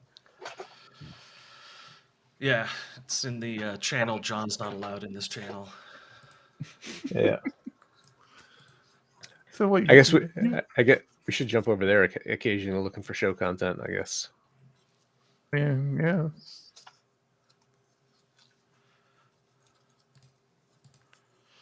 We'll remember that for next week. Yeah, You guys. you gotta be signing up for a freaking Bitwarden account now. I don't know. The freaking password's gonna be out there so many places. What image contains a hallway? What the hell? What is this? I don't know. That's all. What? So you signing up for one of their online ones? I installed it. I installed it through Pop! OS shop, and you launch it, and you have to create an account. So I assume it's doing something online. Yeah, so they have pricing of when you get to, so for free forever, unlimited passwords. If you want to pay $10 annually, you get advanced 2-factor authentication. What? How? Okay. And Bitwarden Authenticator, which I'm assuming is just one-time OTP in your password manager. So you can self-host a 2FA system as well. Yeah. And can you self-host? You can self-host Bitwarden as well, because I didn't see that as an option. It's a Docker container. So interesting. I'll have to. Yeah, I see it now. It says two-step login is an option here. Two-step login makes your account secure by requiring you to verify your login. Blah blah blah. Can I do this? Takes me to the website, of course. That's not surprising. I don't have to give you a play-by-play on this, but interesting. I want to figure out self-hosting. I think that's worth having. I've got so much equipment in boxes right now that I want to get hooked up and everything. I just have not had the time. And now you're gonna leave. Yeah. But I've got like a 48 port managed switch. I've got one of those. Yeah, I've got a patch panel, a bag. I think I got 20 ports on mine. That's what this is right here, right there. But are you Are you actually like have your house wired, or is your house mostly wireless? No, it's got a lot of wireless, but for myself and for Bek, Bek transfers huge amounts of data. Like they're doing these medical images and stuff. It's massive. So she's hardwired upstairs. I'm hardwired down here, and I'm going to hardwire the setup that I have out by the 3D printer. So I have 3 Pis running out there, and then I have my trash can Mack out there as well. Kill you at 99. Yes, we were talking about self-hosting Bitwarden. Yes, you got any information on this? Because I would like to know. So I've got the one machine that's in the server rack now is my gaming machine, and I have this cable to run. No worries. Hang on, I'm just gonna kill you at 99. We're currently post show. We're just kind of hanging out, chatting. We're not actually doing the show right now. Yep, show is over. Some may say this is the best part of the show. Yes. Maybe audio listeners don't hear this part. So this is a 50-foot optical HDMI cable. And I'll actually be running my gaming system to my TV, as well as an Ethernet line for my media player. So I'm totally hardwired in here, and then the TV is going to be the only other thing that is hardwired. But then the rest of the house is going to be running on a different VLAN on wireless. So wireless will actually be. Then why do you have a 48 port hub? Because I'm going to have a bunch of devices that need routing to each other. Also, it was $25. Killing me, Smalls. This is the fun thing about the home server stuff is you can get equipment from the early 2000s for incredibly cheap, and it's just fine. He has a 50-foot cable, but his TV's 65 feet away. Wow, the optical cables can go up to like 100 feet or 100 meters. It was a joke. You have a 50-foot cable. I know. It doesn't matter. Yeah. 65 is still greater than 50. You know, I have had 2 friends who listened to this show, and both of them have said the exact same thing after listening to it. What's that? Those guys are mean to you. I also rotate my account's encryption. Interesting. Are we mean to you? I don't know if we. We're honest with you. I think maybe they interpret that as mean. I can understand that, I guess. So get better friends. What can I tell you? Just get better friends. I mean, you know, you shot down my airport haircut idea like it wasn't genius. That was the most random conversation. That was, I mean, it's a tribute to how much I've been busy lately and how awful it's been. You couldn't have been too busy if you're thinking about airport haircuts. Dude, airport haircuts. What I is it? can Airport. think while I'm painting a wall. Can you not? Can I get my if my YouTube thumbnail creator is still out there? You want to get working on air cuts? I guess is the title. What? You got a better one? What else do we have? Let me see what we have for titles. All right, let's share a screen. You want to share a screen? Let's do that. I still haven't gotten you my headshots. Sorry. Yeah, you're killing me with that. And you had them done so quickly, and then I know you stopped. I don't know what happened. Windows, entire window. No, not entire window. Is this it? Is this what I'm going to share? Share that. Can I open that? Boom. Oh, that's horrible. You can't even see that. All right, never mind. Oh, let me take chat off. Maybe see it if I take chat off. I still can't see it. Anyways, titles, right? That's what we're going for, titles. Oh, what is my title shortcut? I forget. Yeah, PHP titles. PI titles. Sorry, Buttery. First time. Thank you, Buttery. I think Buttery should just get it for being Buttery. PHP, my password. Oh, that's episode 325. So that's all we have. Nobody submitted anything better. You see anything better? So I'm looking Well, at one, this. I can't see anything on your screen, but Vault Warden is the open source implementation of Bitwarden server in Rust. Oh, And interesting. It has a much lower resource usage.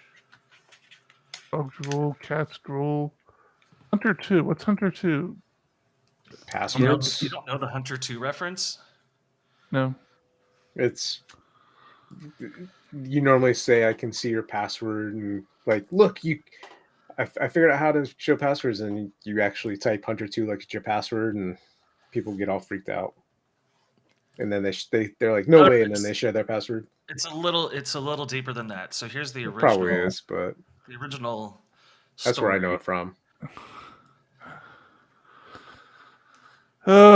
Wait, what's this do? Oh, wait, what do I have? I can show things on the screen?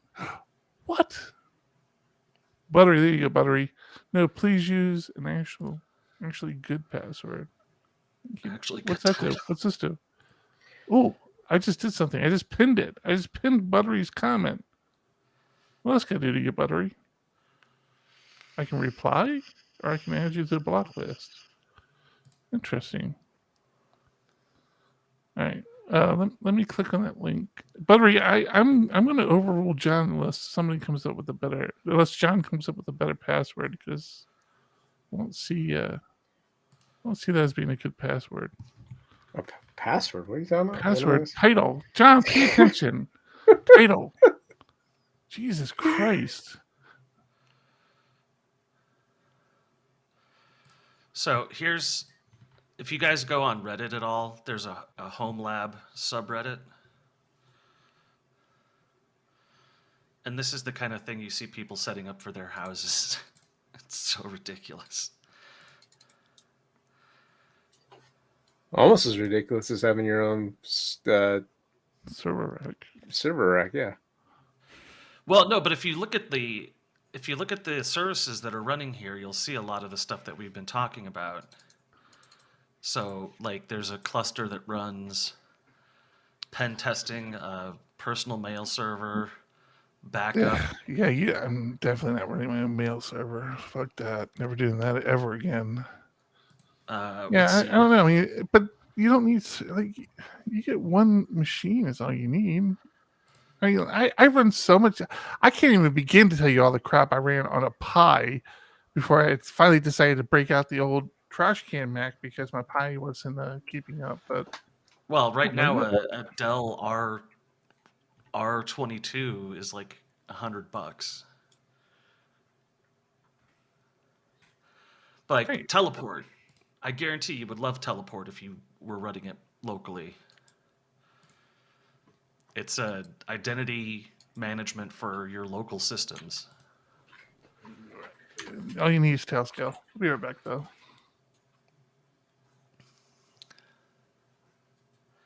Let's see, Guacamole, Portainer Ice, SyncThing, Duplicati, Heimdall, Nextcloud, AdGuard. We ran Nextcloud for a little while. Ombi, which is awesome.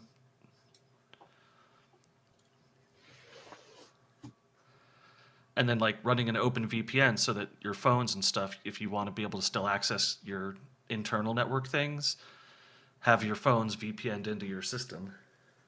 Tailscale is awesome for that. Does it cost money? Nope. I mean, they have paid tiers, but yeah, their paid tier is very substantial. And then like if you look up like router software,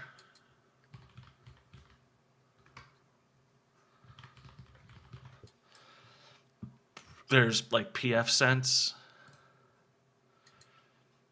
you can do all sorts of really cool stuff with it.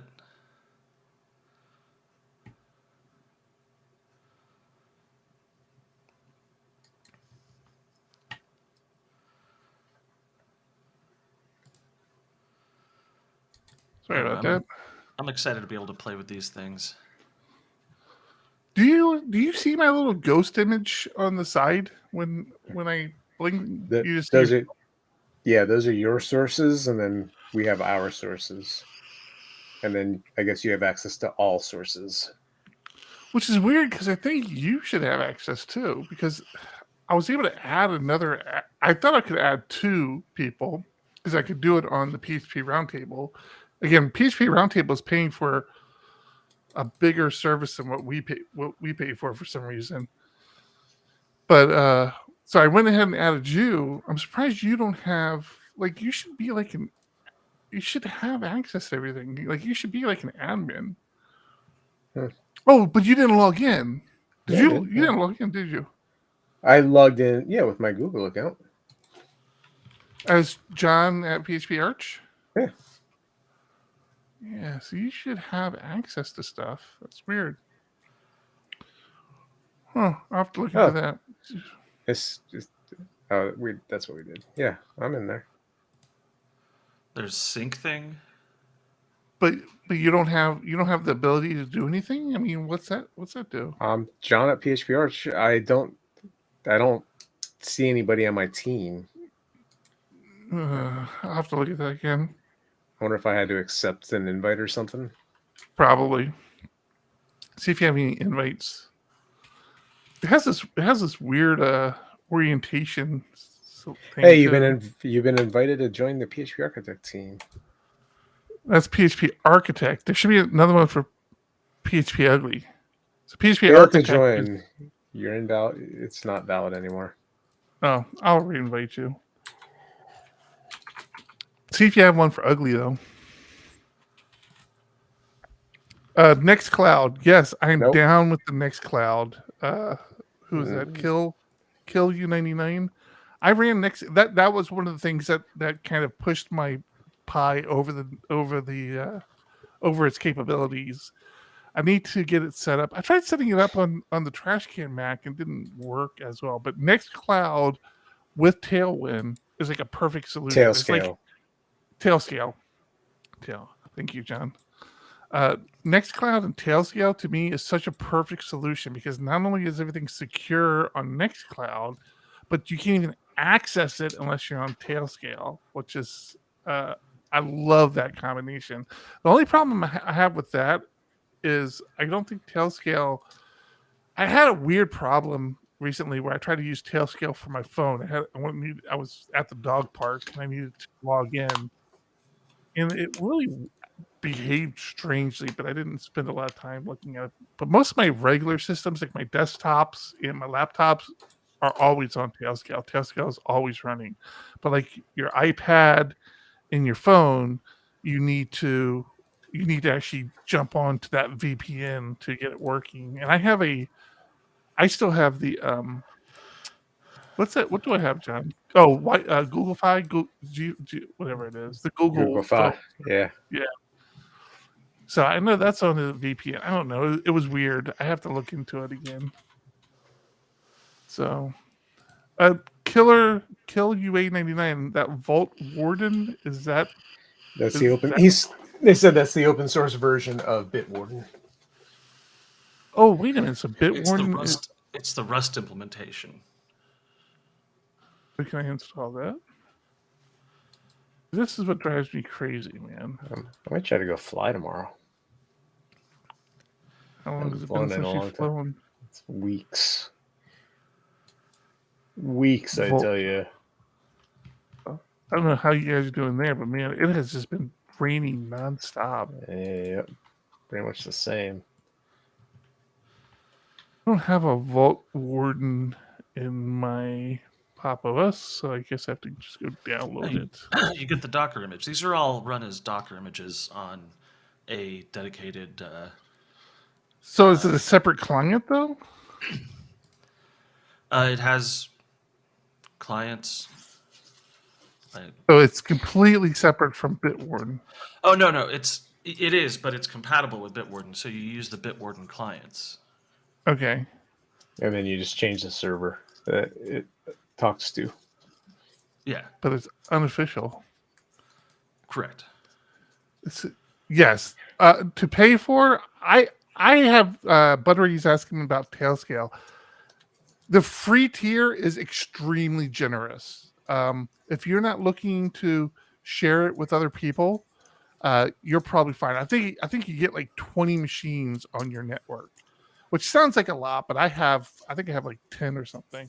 I've even stuck it in a couple of servers out in DigitalOcean. So you can stick it on a server in DigitalOcean or a server anywhere and completely shut down your SSH access to that server through all the ports and stuff and just talk to it through Tailscale.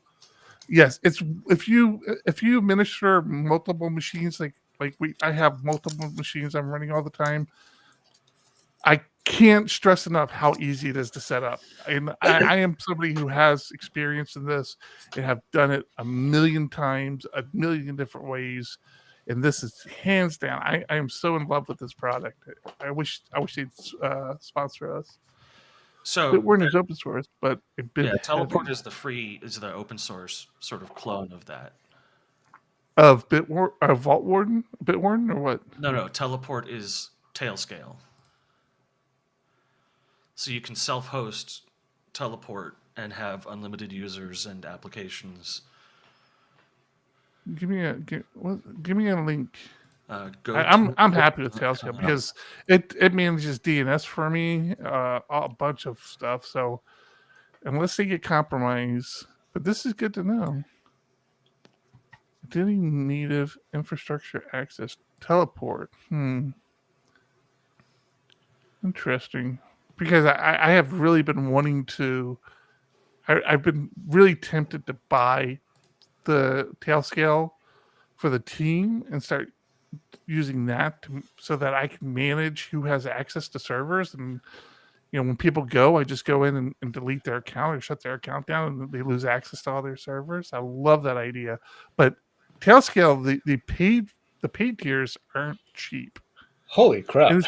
Teleport is $36 per user per month for enterprise. Yeah, I think Tailscale is something like that too. Is it really? Log in real fast. Oh, I don't know why I logged in. I just need to look at pricing, you idiot.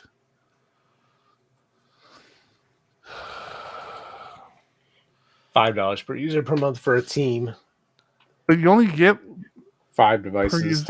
Five devices per user. Yeah, which is weird. So like if we have an admin and we give 5 devices, but other people are accessing it and they go, I don't know. That's weird. How's that handled? I don't get that. Like how do you go from one user 20 devices for free to $5 a month, only five devices for that user? Well, the whole point is the whole point is the team aspect of it, I guess. And it has Okta integration, which is that what you're talking about? If you use Okta to provision and then deprovision when they leave, it automatically goes. Interesting. If you're interested, Buttery, if you do need to pay, like if you do have a lot of servers, there is a personal pro version for $50 a year, and it gives you 100 devices and 2 subnets. And those 2 subnets are not to be isn't small change. What's this? Using Tailscale for open source? Our friends and family project. The community of GitHub plan gets you 25 users, 5 devices per user, 2 admins. I don't understand what that means. So if I'm using this with my family, I could sign up. What? I don't understand what that is. I'm not going to fuck with it because I'm really happy with my setup and I don't want to lose anything. But Teleport, huh? Might need to look at Teleport. Oh, I'm getting so back into self-hosting. It's crazy. I love self-hosting. I need to get my Nextcloud working. Nextcloud's just such a bandwidth hog. Bitwarden is open source, but a bit heavy. Yeah, I can see that. I love our Discord. See, I'm looking at stuff like this on eBay, where it's like that. Just run that as a VM. That's what these are my little 1Us that I used to run. I had like 50 of these things. Why buy it though? I just don't get it.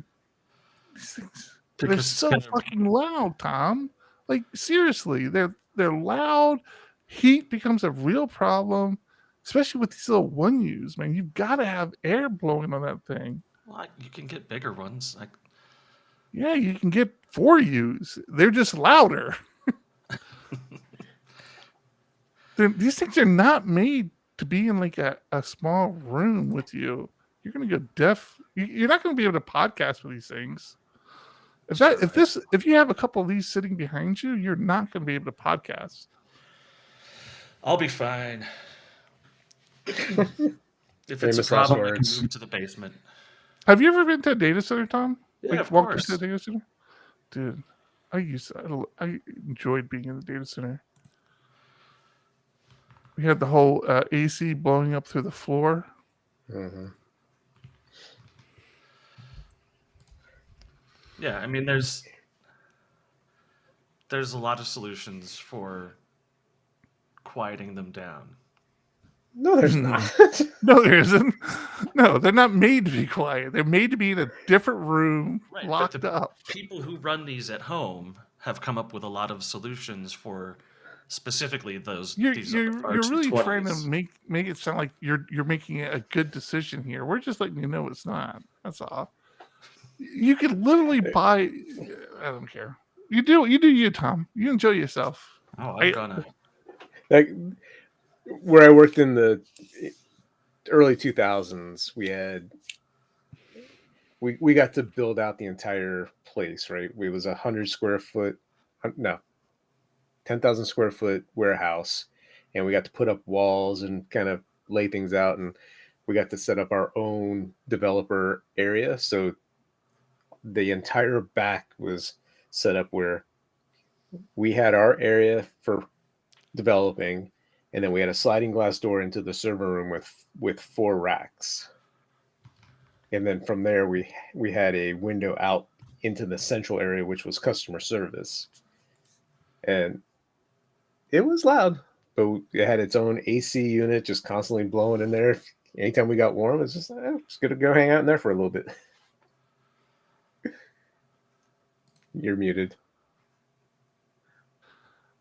Sorry about that. I went to what was the Novell Netware conference? Novell conference. I forget what it's called. It was up there with the Mormon Salt Lake area. But anyways, I got to tour Novell, and you walk in like where the reception desk is, and they have their, again, this is like the early 2000s or whatever. And they have their whole data center. It's just like a glass wall, and all their servers are out there. It's so gorgeous. All us geeks walk in, it's like, oh, look at the servers. We got to host SDPHP at a data center once. Remember that? Yeah, I mean, not once. We hosted it. Oh, that was for. We actually got to go through the data center there, though. Yeah, they were always willing to give tours, which was really cool of them. Yeah, that was fun. And you talked about this next month or this week. Did you put in the meetup yet? The meetup. Yep. All right. Cool. It's okay. Well, I think we need to let the watching audience. We still have 7 people watching us. 3 or 4 of them are family. My mother-in-law popped in. I saw. I need a little bot. Whatever my mother-in-law pops in to just respond. I think she thinks she's talking to me only. Oh, was that who said hi, Eric, at the very beginning? Yeah, Brenda, and she has her whole name, her like real name in there. That's my mother-in-law. That's my current wife's mother. There's a whole thing. So I think he's cute. I think he's cute that she pops. She's on the East Coast, so it's gotta be late for her. Yeah. My whole family become Patreon supporters. All right, we're gonna let everybody go. Yep, I'm done. All right, I gotta cool. take my car bright and early to get work done. Thanks everybody for hanging out with us. Thanks. Bye. Bye.